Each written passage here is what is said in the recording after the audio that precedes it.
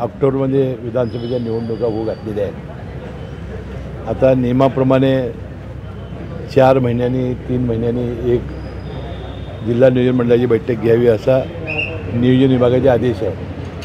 त्याप्रमाणे यावर्षीचं नियत वेळ खर्च करण्यासाठी आपली जिल्हा नियोजन मंडळाची सभा आहे।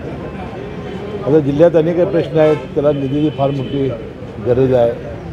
आता जे यावर्षीचा नियत वेळ जेवढा असेल आणि उपलब्ध निधी असेल त्याप्रमाणे अतिशय चांगली कामं मार्गी लावण्याचा आमचा प्रयत्न राहील। परवाच माझी जिल्हा परिषदेमध्ये मी स्वतः गेलो होतो। जिल्हा परिषदेचे मुख्य कार्यकारी अधिकारी, पाणी पुरवठ्याचे कार्यकारी अभियंता आणि महाराष्ट्र जीवन प्राधिकरणचे मुख्य अभियंता यांची बैठक झाली।